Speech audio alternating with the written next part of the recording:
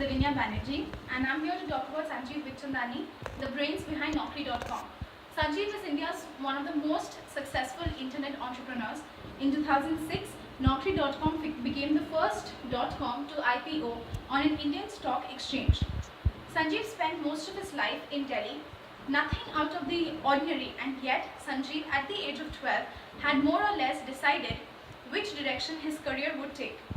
Sanjeev went to study economics at St. Stephen's College, Delhi. Sanjeev worked for 3 years after that and got into IIM Ahmedabad. He took few courses like LEM and PPID, which are more oriented towards entrepreneurship. The plan was to work for 2 or more years and to gain a certain amount of experience so that he can excel in his respective field. There was a desire to be different, but Sanjeev did not actually do something which was remarkably different from what the others were doing in his field, except for the act of leaving a fairly comfortable job of marketing at Horlicks, which is now known as GlaxoSmithKline. Along with a partner, Sanjeev set up 2 companies which were known as Inkmark and InfoEdge. The first specialized in pharmaceutical trademarks, and the second produced salary surveys and reports. The company started life in the servants' quarter of his father at a modest rent of only 800 rupees per month. Now, Sanjeev knew that ideas could come from anywhere, and being an entrepreneur, the most important trait would be to latch on to the most different yet remarkable idea. Now, you could be sitting in a tub and have an eureka moment if you are an entrepreneur. Now, one such thing happened with Sanjeev. Sitting around in the open plan HAM office, Sanjeev would see colleagues flipping through Business India. In those days, the back of the magazine carried 35 to 40 pages of appointment ads, and Sanjeev noticed that everyone read the magazine back to front. You may not be looking for a job, but you would look at a job if you are an entrepreneur. That was a valuable insight, and Sanjeev fortunately had a great insight into that trait. So there was a bunch of jobs out there and people interested in knowing about the jobs. If somebody were to aggregate this database and keep it current and live, you would have a product which solved a problem and it could somehow be monetized.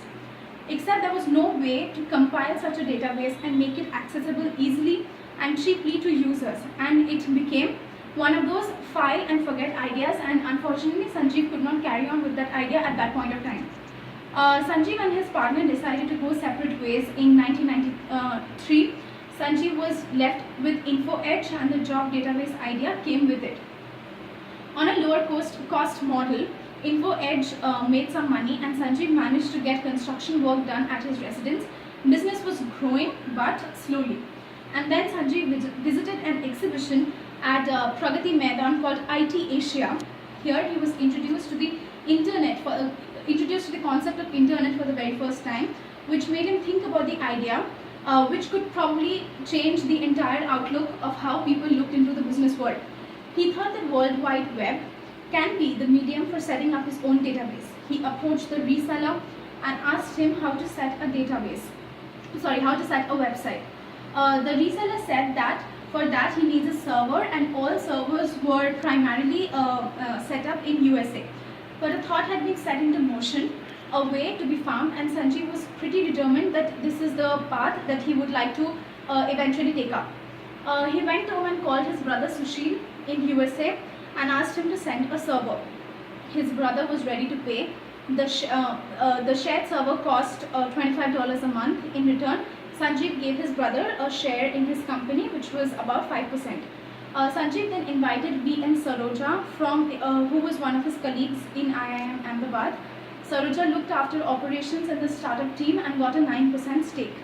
Now Sanjeev went to Anil Lal, a friend who was a very good programmer, who was also his colleague from IIM Ahmedabad. And in return, Sanjeev would give Anil a share in his company, which was a stake of 7%. In the 3 days, they had 1,000 jobs. Within a week, there was a server, the database, and a navigation UI was handed over to Anil. Within a week, a website was ready, and Naukri.com was up, running by late March 1997. For the first 6 months, they did not have an internet connection. They would go to Anil's house with 2 floppies and would upload the site. And their promise was 1,000 jobs minimum on the site, live and current. No job older than 30 days, all jobs taken from the newspapers. Soon enough, the site started getting traffic because it was one of the few sites targeting Indians living in India, most catered to the NRI audience. There were only 14,000 internet accountants in the country when Naukri.com was launched. Soon the funded competition launched. The advertising budget of jobsahead.com, just the launch, was twice as large as Naukri's annual turnover.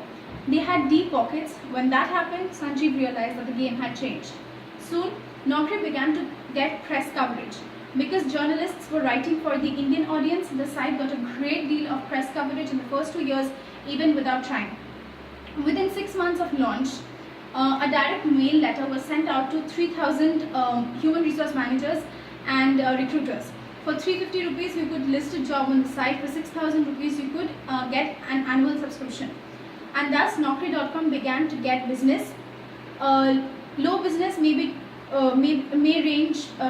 have ranged from around 2.5 lakhs, but in the 2 years, more direct mails were sent out. Revenues increased between 8 to 9 times in 1 or 2 years.